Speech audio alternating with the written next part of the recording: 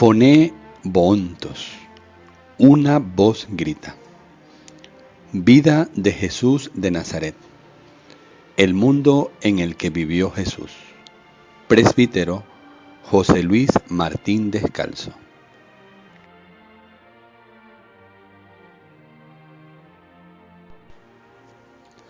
Roma, un gigante con pies de barro.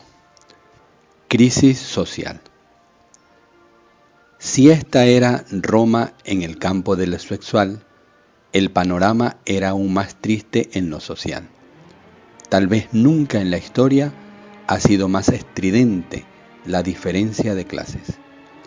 Y no solo porque las distancias entre ricos y pobres fuesen muy grandes, sino porque el rico de entonces hacía vida y constante profesión pública de rico.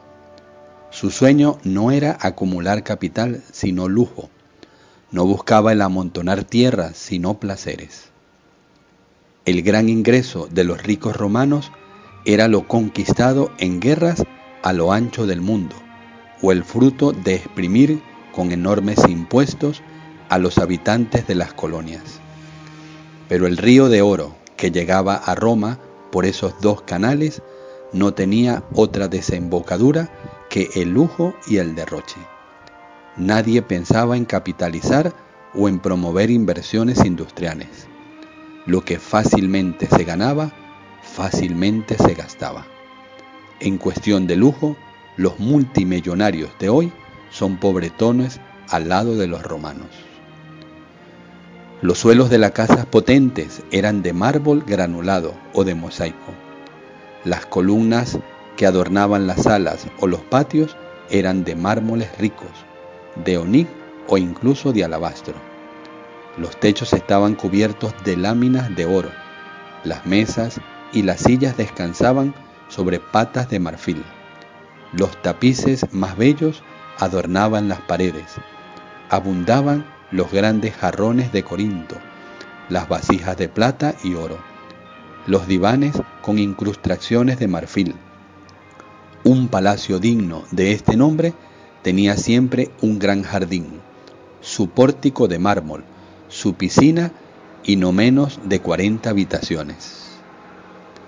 El mismo lujo de las casas aparecía en los vestidos. Desde entonces puede asegurarse que no ha avanzado mucho el mercado del lujo femenino.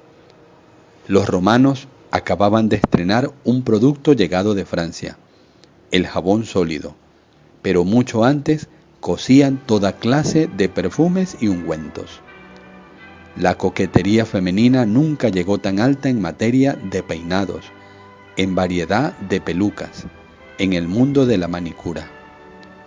Las pellizas y abrigos de pieles eran habitual regalo de los esposos que regresaban vencedores de Galia o de Germania. Y la exhibición de joyas era una de las grandes pasiones de las damas. El mercado de joyas era uno de los mejores negocios de la Roma imperial. Plinio llega a enumerar más de 100 especies de piedras preciosas, y cuando Tiberio trató de poner freno a estas exhibiciones, tuvo que rendirse, porque, como cuentan los historiadores, de abolir la industria del lujo, se corría el peligro de precipitar a Roma en una crisis económica. A este clima de lujo correspondía una vida de ociosidad. El romano rico se dedicaba a no hacer nada. Tras una mañana dedicada a recibir o devolver visitas a los amigos para discutir de política o leerse mutuamente sus versos, el gimnasio ocupaba el centro de su día. Tras los ejercicios de pugilato, salto o lanzamiento de disco, venía la sesión de masaje, y tras ella el complicadísimo ritual del baño, mezcla de sauna y baño actual. Después de nuevos masajes, llegaba la hora de la comida, que, como señala Montanelli, hasta cuando era sobria, consistía al menos en 6 platos, de ellos 2 de cerdo. La cocina era pesada, con muchas salsas de grasa animal. pero los romanos tenían el estómago sólido. La comida era la hora del gran derroche de lujo. Las mesas estaban cubiertas de flores y el aire era perfumado. Los servidores tenían que ser en número al menos el doble de los invitados y se colocaban tras cada triclinio, dispuestos a llenar sin descanso las copas que se iban vaciando. Se buscaban los manjares más caros. Juvenal contaba que los pescados solo son verdaderamente sabrosos cuando cuestan más que los pescadores. La langosta, las ostras, las pechugas de tordo eran platos obligados. Todo ello contrastaba con la pobreza de los pobres y con el uso y el abuso de los esclavos. En torno a los palacios flotaba siempre una masa pedigüeña y ociosa que se resignaba a vivir a costa de los potentados. Trabajaban en cambio los esclavos, más baratos que nunca en la época imperial. Horacio dice que en una de sus odas, el número mínimo de esclavos que pueden tenerse para vivir en una comodidad tolerable es de 10, pero en las casas nobles se contaban por millares. Los esclavos eran los más reclutados en las guerras con los países conquistados. En la tercera guerra de los romanos contra Macedonia fueron saqueadas en Epiros 70 ciudades y en un solo día 150.000 de sus habitantes fueron vendidos como esclavos. La vida real de los esclavos era muy irregular. Espantosa la de los que trabajaban en las minas o en las galeras. Era en cambio regalada y ociosa si tenían la suerte de tocarles un buen amo en la ciudad. Eran muchos de ellos cocineros, escribientes, músicos, pedagogos e incluso médicos y filósofos.